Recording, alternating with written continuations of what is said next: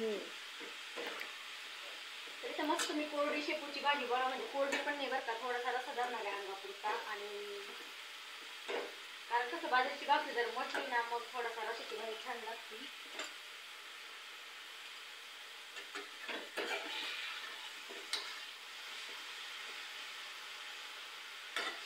गावठी शेपू बरं का, वास छान येतो.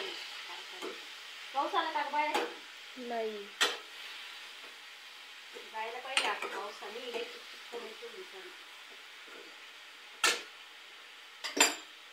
आणि इकडे मस्त भिजून घेतले बघा मी दळून. सांडते काय? आता ते खालून थोडं भांडण निघते त्याच्यामध्ये.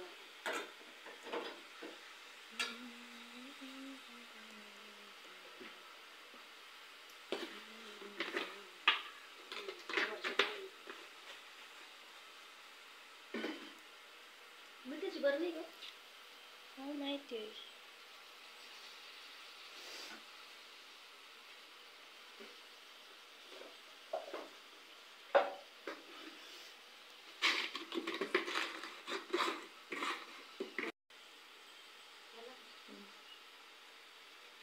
वालाच्या शेंगा खुडल्या ना पावसामध्ये तर सकाळी सकाळी थोडीशी तब्येत डाऊन झालेली आहे, सर्दी झाली.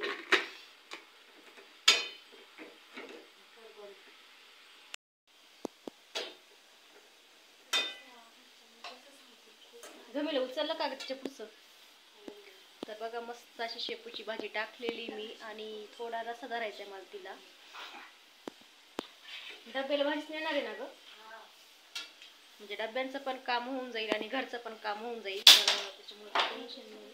आणि शेपूची भाजी कशी थोडंसं डाळीचं पीठ जर टाकलं ना तर मस्त घट्ट होऊन जाते, तर त्याच्यामुळे पोरांना पण डब्याला न्यायला व्यवस्थित राहते.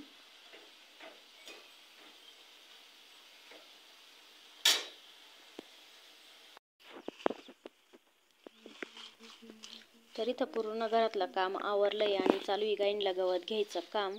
तर शेतीतलं जरी काम थोडं कमी असलं ना, पण जनावरांचं काम हे भरपूर पुरतं. तर थोडंसं गबाळ पण झालेलं होतं, म्हटलं गबाळ पण निघल आणि गाईंला गवत पण निघल.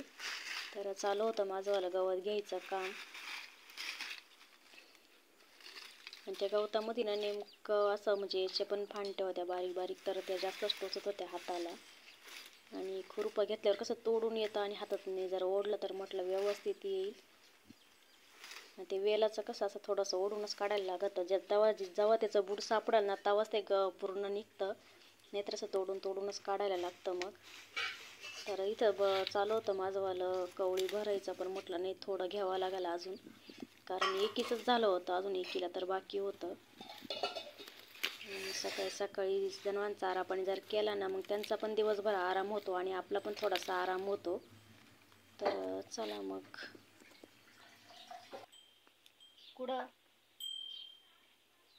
आता एवढ्या उन्हाचं कुठं जाते, तुमचं तर किती काम करा तुमच्या मनाच येत नाही.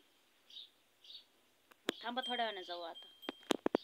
तर सगळं काम आता आवरलंय बरं का घरातलं. दीदी दादा गेलेले शाळेमध्ये आणि जनावरांना पण चारा पाणी झालाय, तर मग त्यांना टाकायला थोडंसं गवत घेऊन सकाळी सकाळी.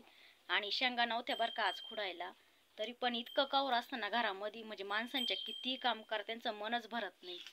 तर आज काही शेंगा नव्हत्या, पण घरातलंच काम एवढं पुरवलं ना. आज तर दसरा पण आलेला आहे आणि थोडंफार दसऱ्याचा पण आवरायची सुरुवात केलेली आहे, कारण दीदी काही घरी राहणार नाही, तिची आई आज पेपर, ती गेलेली पेपरला. तर म्हटलं चला आता आपल्यालाच आवरायला लागणार आहे सगळं एकटंच, तर चालली माझी थोडी थोडी सुरुवात. तर दाजींचं चाललंय तिकडं घरातलं काम राहू दे आणि शेंडे कुठून आणू परत मकाची. तर म्हटलं आता एवढ्या उन्हाचं कुठं शक्य आहे का मकामध्ये, किती गरमट होऊन जातं, आणि एक तर आहे वाघाची दहशत. तर त्यांचं चालू आहे थोडंसं जोडी चाल तेवढे शेंडे कापायला. म्हणजे घरातलं काम आहे ना, घरातलं कामाचं काहीच नाही, माणसांना फक्त बाहेरचंच काम लागतं. त्यांच्या बरोबरीने काम केलं ना तर मग खूप चांगलं, आणि बरोबरीने काम नाही केलं ना मग काम त्यांचं बाकीचं काम ते शून्यच असतं घरातलं.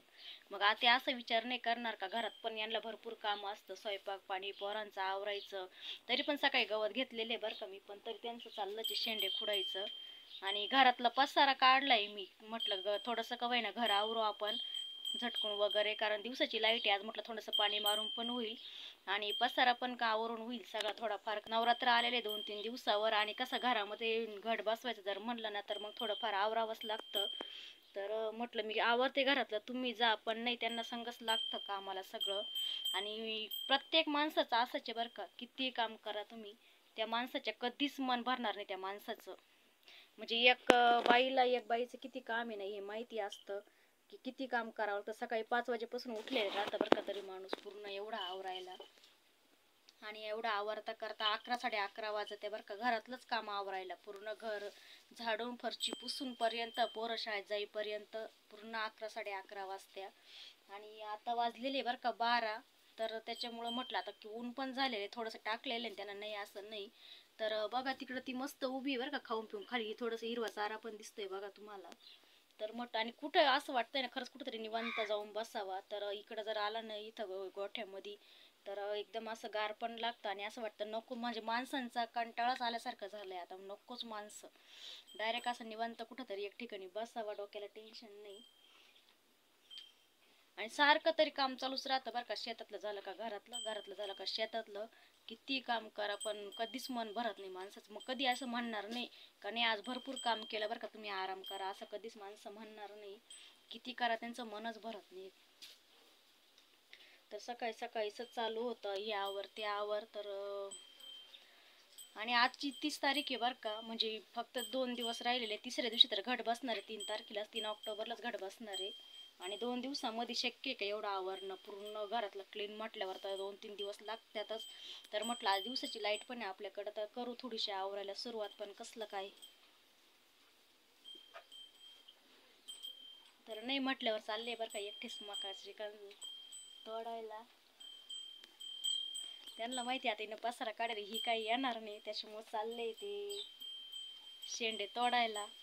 नाही करताना माणूस वेळ जरा असला ना, प्रत्येक कामाला संगत असते बरं का. पण फक्त ज्या वेळेस घरातलं काम असलं ना त्यावेळेस तरी समजून घ्यायला पाहिजे थोडंफार, का नाही बो हाय आता घरातलं पण कामच आहे, की काही बसेल आपण असं पण विषय राहत नाही ना. तर काम तर चालूच राहतं ना घरात पण काही ना काही.